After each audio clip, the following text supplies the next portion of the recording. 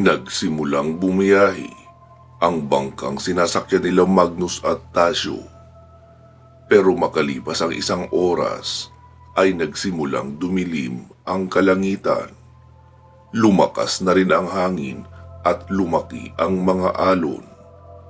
Narinig nilang sinabi ng kapitan ng bangka, "Napaaga ang unos ngayon ah. Wala pang 3:00, nagsimula na." Sumagot naman iyong lalaki na nakatayo sa may gilid ng bangka na tila naghahanda ng tumakbo sa gilid para magbalanse ng bangka kapag tumagilid iyon patungo sa kabilang bahagi. "Oo nga boss, mabuti na lang kaunti ang karga natin ngayon na bigas at pasahero. Kayang-kaya natin makipaglaro sa alon na yan kahit pa lumakas. Basta wag lang tayong tataob," sabi naman ng kapitan. "Umanda kayo sa pagbalanse. Paiba-iba ang hampas ng alon. Kahit pa ayusin ko ang posisyon ng bangka, ay maaari pa rin tayong maisahan ng alon na yan at maitaob."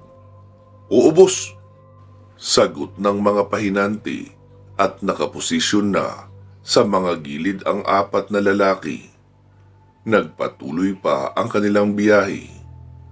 Umaambon na ng mahina pero hindi pa naman nakakabasa.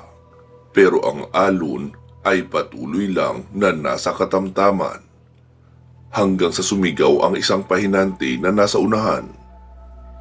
"Boss, may tumaob na bangka sa unahan natin!" Agad namang nagtinginan ang lahat roon. Nakita rin ni Magnus ang tinutukoy ng pahinante. Nagsalita naman ang kapitan, "Huwag kayong magsitayo. Baka tumaob na lang tayo bigla kapag nakatayo kayo at may bigla ang paghampas ng alon." Kaya naman muling nagsiupo ang mga pasaherong nagsitayo. Nagpatuloy ang biyahe papalapit sa nalunod na bangka. Nakalutang pa rin naman iyon kaunti, kaya nakakapit lang ang mga pasahero sa gilid ng bangkang iyon. Sabi ng kapitan, "Sino ang may-ari ng bangka?" Sumigaw naman ang isang may edad na matanda sa may bandang likuran. "Ako boss, namali ako ng paling. Hindi ko napansin ang papasalubong na alon, kaya tumaob na lang bigla ang bangka namin." "Ilan kayo lahat na pasahero?" "7 boss." Binilang ng kapitan ang mga taong nakapaligid sa bangka. 7 nga iyon, sabi ng kapitan sa mga kasama niya. "May sasakay ba natin silang lahat?" Sabi naman ng isang tauhan na mukhang katiwala rin. "Oo boss, kahit pa 10 ay pwede pa idagdag sa atin." "Okay sige, isasakay natin yung mga yan.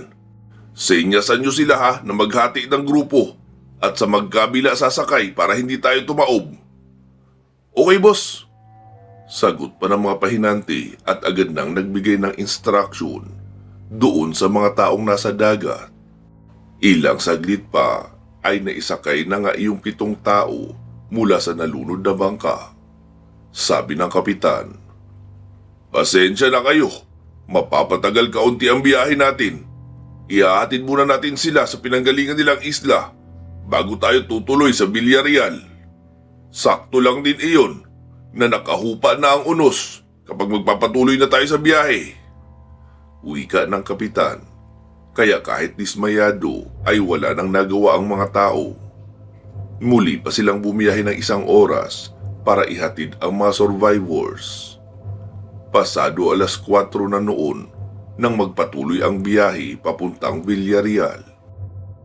Pagkarating sa Villarreal ay 5:30 na ng hapon. Sabi ni Magnus, "Tasyo, saan raw ba nakatira si na Carlo dito?" Sabi naman ni Tasyo, "Naku, sa bukid pa raw. Magtatanong-tanong muna ako kung saan ang daan papunta sa bukid na yun." Lumapit si Tasyo sa isang malaking waiting shed. Napakaraming tao roon na nagkikwentuhan. Ang iba ay may mga hawak na manok at nagpapakahi. Si Magnus naman ay nanatili lang nakatayo sa may malayo. Ilang saglit pa ay bumalik na si Tasyo. "Mags, diretsuhin lang daw natin ang kalsadang ito. Tapos sa dulo ay naroon na ang daan papaakyat sa bundok. Tuloy-tuloy lang naman daw ang daan kahit pa medyo matarik. Tapos, mga 1 oras na lakaran daw bago makarating kina Carlo. E di sige, tara na. May flashlight naman tayo kaya ayos lang. Sagot pa ni Magnus at nagsimula na silang maglakad. Makalipas ang 1 oras na paglalakad ay pareho silang napahinto ni Tasyo. Sabi ni Magnus, may nakasunod sa atin at nasa paligid lang natin siya. Humanda ka, Tasyo. Wika ni Magnus. Noong magpapatuloy na sana sa paghakbang si Magnus ay may isang nilalang ang tumalon sa mataas na bahagi. Sabay yakap kay Magnus. Nagpagulong-gulong sila paibaba ng bangin. Gusto mang barilin ni Tasyo, hindi niya rin magawa dahil baka si Magnus patuloy ang matamaan niya. Nagpambuno ang dalawa paibaba. Hindi rin malaman ni Tasyo kung susunod ba siya o hindi na. Hanggang sa may babaeng nagsalita sa likuran ni Tasyo. Tasyo, ikaw yan? Sino yung nasa baba? Si Magnus? Oo, sagot ni Tasyo dahil namukhaan niya kaagad ang babaeng nagsasalita na si Brittany. Sumigaw ang magandang dilag. Carlo, itigil mo yan! Si Magnus yan! Sa bahagi naman ni Magnus ay wala siyang magawang hakbang dahil nakahawak sa kanyang magkabilang braso ang nilalang. Kaya nagpaubaya lang siya sa kanilang pagpapagulong-gulong paibaba at pinipigilan na makagat siya noong aswang na nakayakap sa kanya. Hanggang sa marinig niya ang sigaw ng babae sa itaas at tinawag na Carlo, iyong aswang na nakayakap sa kanya. Lumuwag ang paghawak sa kanya ng aswang at umatras, saka nagsalita. Magnus? Sabi naman ni Magnus. Carlo? Ikaw yan? Sabi naman noon na biglang nagbalik sa anyong pagiging normal na tao. Lintik, bakit hindi ka nagpakilala agad? Muntik na kitang tanggalan ng liig eh. Ala siya, paano ako magpapakilala? Sinalaki mo ako agad. Aswang ka na? Oo, pero wala kang dapat ipag-alala. Ako pa rin ito, si Carlo. Tsaka, hindi ako kumakain ng tao, no? Namumuto lang ako ng liig kapag may mga tulisan na naliligaw rito sa teritoryo ko at gustong gamitin ang tulis nila kay Brittany. Tara, balik na tayo sa itaas. Wika ni Carlo at hinawakan si Magnus sa braso. Saka walang hirap noon na inakyat ang matarik na bangin na kanilang kinagulungan. Pagkarating sa itaas ay sabi ni Tasyo, paanong nangyaring halimaw ka kanina tapos hindi na ngayon? Sabi naman ni Carlo, ganitong itsura ba ang hinahanap mo? Uwi ka noon at biglang nagbago ng anyo. Oo, mukha pa ring aswang si Carlo pero mas high-tech at advanced ang itsura. Maugat ang mga braso at mas mahahaba ang mga kamay. Sabay namang napabunot ng baril nila sina Magnus at Tasyo. Sabi naman ni Carlo, wow, easy lang kayo. Kakampi niyo ako, hindi kalaban. Tapos bigla ring bumalik sa pagiging anyong tao. Sabi naman ni Magnus, anong klaseng aswang ka? Paano mo nagagawang magpalit ng anyo ng ganoon kabilis? At makabalik rin sa normal ng ganun-ganun lang? Sabi naman ni Carlo, mahabang proseso. Pero ang lahi na nasa dugo ko ay pinaghalong danag at kudrawan. Alam niyo bang dalawa ang kursong natapos nito si Brittany? Chemical engineer siya at medical technologist. Siya ang gumawa ng paraan para balansehin ang dugo ng danag na pumasok sa katawan ko at sinamahan niya ng sarili niyang dugo na kudrawan. Matagal niyang naperpekto na maging sa akin ang kontrol ng pagbabago. Walang uhaw sa dugo o sariwang laman. Kaya kagaya lang din niya ako. Kanin at lutong ulam ang kinakain ko. Yun nga lang, nagkaroon ako ng built-in weapon na kaya kong palabasin ng mabilisan. Mas malakas pa ako sa mga danag at mas mabilis sa kanila. Nagkatinginan sina Tasyo at Magnus. Sabi ni Magnus, isang katulad mo talaga ang kailangan ko ngayon, Carlo. Bakit? Ano bang nangyari? Sabi naman ni Magnus, pwede bang pakainin mo muna kami? Ang tagal namin sa biyahe na napakaalon. Naglakad pa kami ng 1 oras papaakyat dito. At ginulong-gulong mo pa ako paibaba sa bangin. Pakiramdam ko ngayon, talo ko pa ang nalasing ng sobra at may matinding hangover. Sabi naman ni Carlo. Oo. Oo nga pala. Tara sa bahay. Nakapagluto na kami ng hapunan. Sabi naman ni Tasyo. Anong ulam? Half-cook na atay? Sumagot naman si Carlo. Sira ulo, ayoko ng half-cook. Binaguungang manok na may gata ang ulam namin ngayon. Walang asin? Muli pang tanong ni Tasyo. Sabi naman ni Carlo. Nakarinig ka na ba ng bagoong na walang asin? Lahat yata ng bagoong ay ginagawa sa pamamagitan ng paglalagay ng maraming asin. Siyempre hindi na namin inasinan ang ulam, pero maalat yun dahil sa bagoong. Okay. Naniniguro lang. Sagot pa ni Tasyo. Natawa naman si Brittany at niyakap na si Carlo sa bewang at nauna na sila sa paglalakad papunta sa kanilang bahay. Nakarating sila sa isang compound na may konkretong pader na bakod. Sabi ni Magnus, paano ka nakagawa ng ganito kalaking bahay sa gitna ng bundok?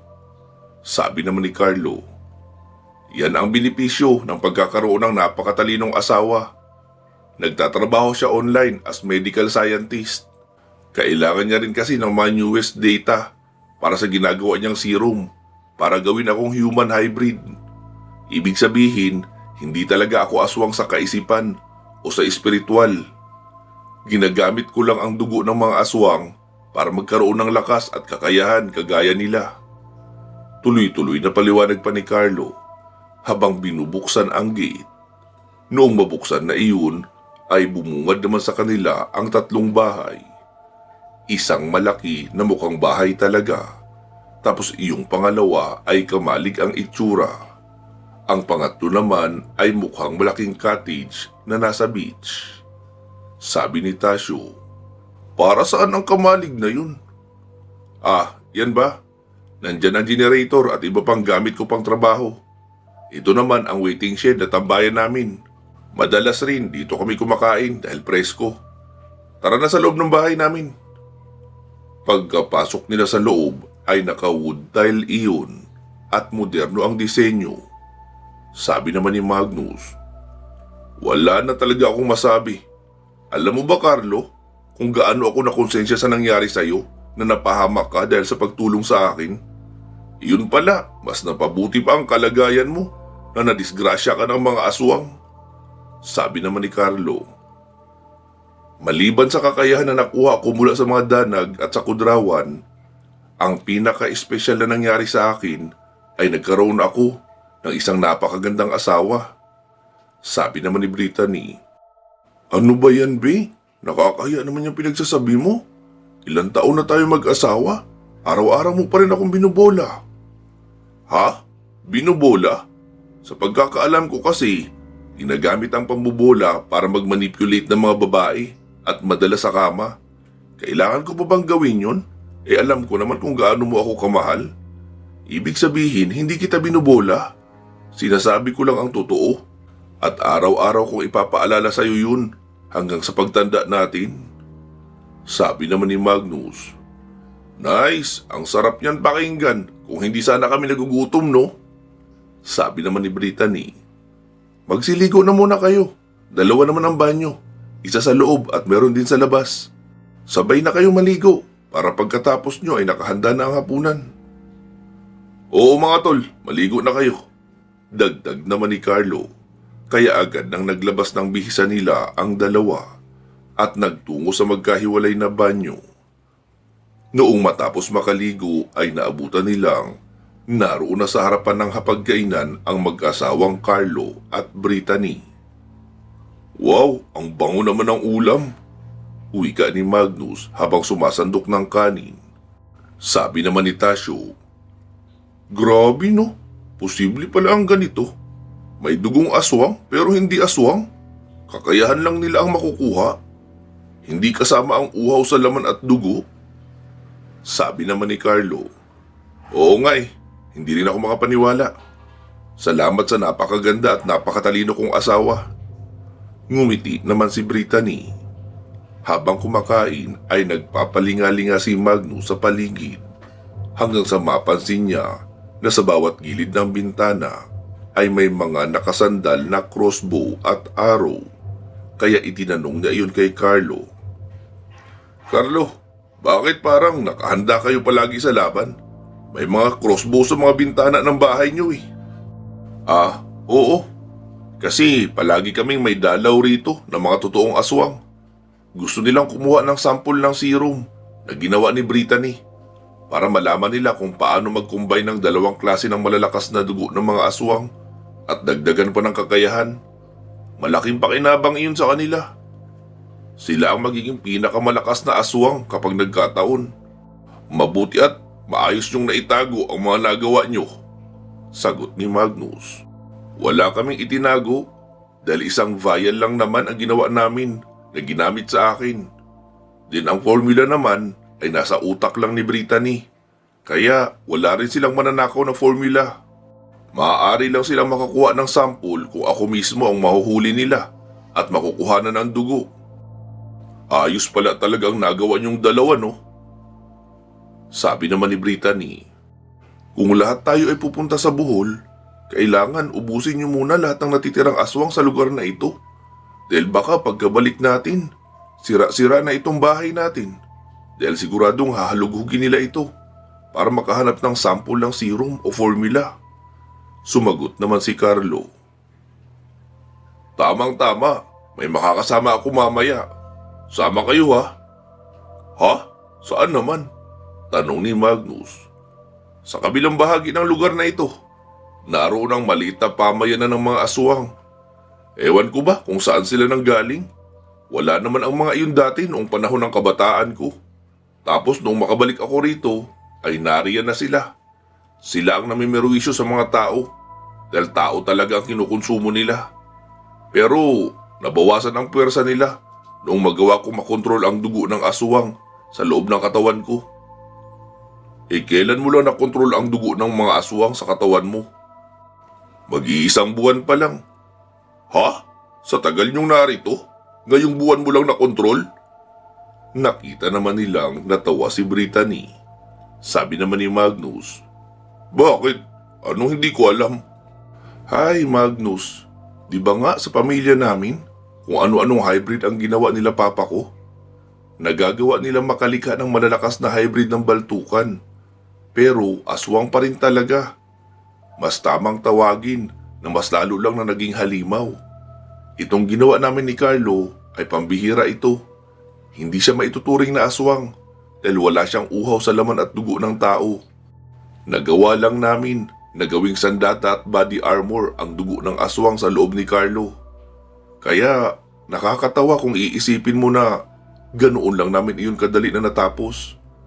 Kung alam mo lang kung gaano karaming sugat ang natamo ko sa proseso. Matagal iyon bago namin na perpekto ang paggawa noon. Maraming beses nawala sa sarili niya si Carlo. Ilang beses niya rin akong nasugatan at nasaktan dahil nawawala siya sa sarili. Mabuti nga tuwing darating ang huling sandali ay muli niyang nakikilala kung sino ako. Kaya nagawa namin magpatuloy. Ganun ba? Grabe pala talaga ang pinagdaanan niyo, no? Kayo na talaga ang perfect team sa hirap at ginhawa. Wika ni Magnus at napangiti na pareho ang mag-asawang Carlo at Brittany.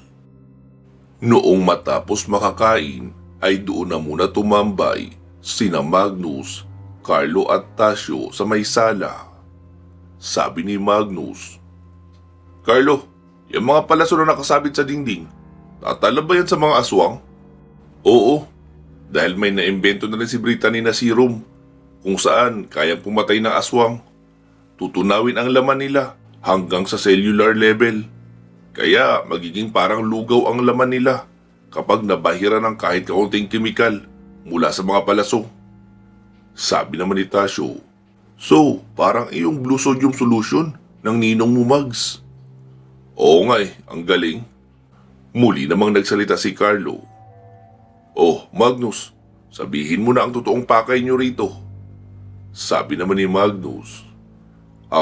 Oo, ganito kasi yan, Carlo. Patuloy ang panggugulo ng Death Council sa iba't ibang lugar. Matagal na akong walang kapangyarihan at gabay dahil sa ritual na ginawa ng asawa ni Apong Abraham na si Isabel. Tinanggalan niya ng kapangyarihan ang medalyon na nakabaon sa akin. Tapos pinakawalan ang mga gabay ko. Kaya wala na sila sa akin ngayon. Ang huling ginawa ni Isabel ay dinukot ang asawa kong buntis na si Althea. May mga bagay siyang gusto, pero kailangan ay ihatid raw namin sa kabilang dimensyon. Kaso ang kabilang dimensyon ay 7. Kailangan malampasan namin ang 7 iyon bago ko makita ang asawa ko. Kaya sa kakayahan mo ngayon, Carlo, ay malaking may tutulong mo sa amin. Tapos nagkaroon kami ng sagupaan sa mga magulang ni Brittany. Patay na ang papa mo, Brittany. Pero si mama mo ay sumuko naman, hindi lumaban. Kaya hinuli na lang namin siya at iniuwi sa bahay. Huwag kang mag-alala, nasa isang kwarto lang siya nakakulong at may nagpapakain sa kanya ng regular. Handa rin siya makipagtulungan na ituro ang lokasyon ng pinakamalapit na portal kung maipapakita ka namin sa kanya ng personal. Kaya kami narito para hingin ang tulong niyo pareho. Sabi naman ni Brittany, di sige, sasama kami pabalik ng Bohol para mailigtas mo na rin ang asawa mo. Sagot pa ng magandang dilag. Patuloy pa silang nagkwentuhan hanggang sa sumapit ang 12:00 ng hating gabi. Nakarinig sila ng mga kakaibang paghuni mula sa labas. Tapos nakita ni Magnus na lumabas ng silid si Brittany at sumenyas kay Carlo. 3 raw sa likuran, 4 naman sa harapan. Puro lang iyon hand signal at walang boses. Sabi naman ni Carlo sa kanila, "Ano, handa na kayo? Lucky 7 ito. 7 ang narito. Alam niyo na kung nasaan." Binunot naman ni Tasyo ang kanyang baril. Sabi naman ni Carlo, "Tasyo, huwag kang gagamit ng baril. Ayun ang gamitin mo, yung palaso, para sigurado." Sabi naman ni Magnus, "May baon din akong crossbow, kaya ayos na ako roon." Muling nagsalita si Carlo, "Sa harapan kayong dalawa, ako naman sa likuran." "Okay, sige." Pagsang-ayon pa ni Magnus at Tasyo. Si Brittany naman ay may hawak na crossbow dahil doon lang siya sa loob ng bahay mag-aabang kung sakaling may makapasok. Pinagbuksan ni Brittany ang asawa niyang si Carlo sa pintuan sa may kusina at agad iyong lumabas. Pagkarating ni Carlo sa labas ay agad siyang dinaluhong ng 2 aswang.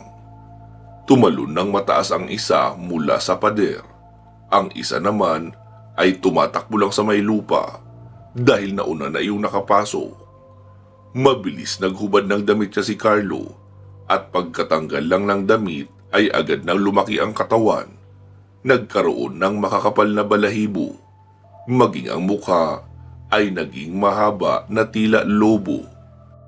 Mas mahaba na rin ang kanyang mga kamay, kaya agad niyang nasalo sa liig ang aswang na tumalon mula sa itaas at buong puwersang ibinalibag sa konkretong pader. Pagkalapit naman ng isang tumatakbo sa ibaba, ay isang malakas na pagkalmot ang kanyang ginawa mula sa ibaba pa itaas. Gumuhit ng malalim sa katawan noong aswang ang kuko ni Carlo at hanggang sa mukha ang inabot ng kalmot. Nakita niyang may isa pang tumatakbo na nahuli sa pagtalon pa ibaba. Inilaga ni Carlo ang follow-up na kalmot noong kinalmot niya. Mabagal na kasi yun kumilos dahil sa tindi ng pinsala. Nahawakan niya ang braso at binali. Sabay hinawakan ng kanyang malaking kamay ang batok noon at ibinato sa kasamang papalapit. Sapul iyon kaya pareho silang bumalandra sa pader. Nilapitan pa iyon ni Carlo at isa-isang binali ang leeg. Nakita niyang nakatayo na ang isa pang aswang na nauna niyang ibinato sa pader. Kaya dumampot siya ng malaking bato at buong pwersang ibinato iyon. Sapul sa katawan ang aswang at nagkadurug-durug ang mga buto. Nilapitan rin iyon ni Carlo at tinapakan ang mukha kaya nadurog ang ulo. Nagpalingalinga siya sa paligid. Wala ng aswang. Sa kanya naalala ang senyas ng asawa na 3 aswang lang ang nasa likuran. Tumalon siya ng mataas para makarating sa bubungan. Pagkarating roon ay doon na siya naglakad papunta sa may bahaging harapan. Nakita niyang nakikipagbugbugan sina Magnus at Tasyo sa 4 na aswang. Palit-palitan. Mukhang hindi nila tinamaan ang mga aswang noong crossbow. Kaya nauwi na lang sila sa mano-manong laban. Lumapag si Carlo sa lupa sa bahagi ng harapan ng pintuan, tapos kumatok ng 5 beses. Pinagbuksan naman siya ng asawang si Brittany. Sabi ni Brittany, "Be, hindi mo ba sila tutulungan?" Sabi naman ni Carlo, "Mamaya na kaunti kapag kailangan na nila ng tulong." Sabi naman ng asawa niya, "Ano ka ba? Mga pagod sila sa haba ng kanilang biyahe. Ikaw naman, masyado kang malupit sa mga kaibigan." Wika ni Brittany, tapos kinuha ang crossbow. Nakita niyang tumatakbo mula sa malayo ang isang aswang at papunta iyon kay Tasyo. Ilang hakbang ang layo ay tumalon iyon para magmumula sa itaas ang atake. Iyon na ang inasinta ni Brittany. Hindi iyon alam ng aswang dahil nakatuon siya kay Tasyo. Nagulat si Tasyo noong bumagsak ang aswang sa lupa at may palaso na sa mata na tumagos pa sa likurang bahagi ng ulo. Napalingon rin ang kasamang aswang kaya agad nang tinagpas ni Tasyo ang liig noon. Dinampot naman ni Carlo ang isang sibat na kawayan at nakatingin kay Magnus. Nakita niyang iniikot-ikutan ng 2 aswang si Magnus para lituhin. Noong makita niyang nakataas ang kamay ni Magnus para tumaga, ay doon niya ipinadaan ang sibat sa gilid ng pisngi ni Magnus, kaya diretso iyon sa mukha ng aswang at tumagos rin sa likuran. Sabi naman ni Magnus, "Anak ng pating Carlo, mutik na ako ron ah." Sabi naman ni Carlo, "Huwag kang ang nerbiyoso. Sa tagal kong narito, kabisado ko na ang galaw ko." Wika noon na nakangiti. Kaya ipinagpatuloy ni Magnus ang pagsalubong sa huling aswang na kalaban niya.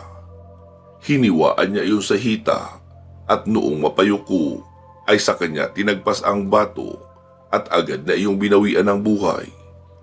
Sabi ni Magnus, "Carlo, kumusta ang 3 sa likuran?" "Naku, kanina pa durog ang ulo. Sige na, pumasok na kayo at maligo. Ang dami niyong dugo ng aswang sa damit to. Ako na bahala sa mga ito." Wika ni Carlo at binitbit ang 2 katawan ng mga aswang at tumalon lang iyon ng mataas at nakatalon na sa pader nila. Pumasok na lang din sina Magnus at Tasyo para maligo.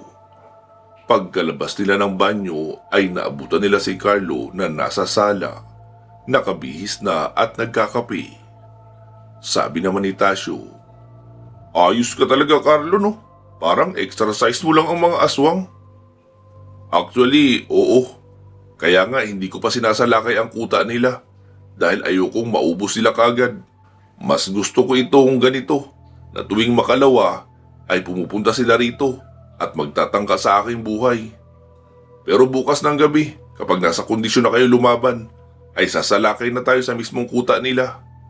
Sabi naman ni Tasyo, "Madali naman sana ang laban na iyon kung hinayaan mo kaming gumamit ng baril. Doon nga sa dinaanan naming pamayanan ay ginamitan lang namin ng baril at granada, kaya nalipol din namin agad." "Relax ka lang, Tasyo. Hindi mo kailangan ng mataas na firepower rito. Besides, ayokong mabulabog ang mga regular na mamamayan kapag nakarinig sila ng mga putok at pagsabog. Daanin na lang muna natin sa tahimik na pakikipaglaban. Nandito naman kami ni Brittany nakaalalay. Hindi nyo pa nakitang lumaban ng mano-mano si Brittany. Malayo na rin ang pinagbago niya magmula noong una natin siyang makilala sa Manila. Natutunan namin na huwag palaging umasa sa pagiging aswang o sa mga sandata. Dapat fighting skills ang priority na dinidevelop." Okay, sige. Sabi niyo eh. Sagot pa ni Magnus. Sabi naman ni Carlo, kung gusto niyo nang matulog, yan ang kwarto niyo oh. Ready na ang higaan niyo dyan.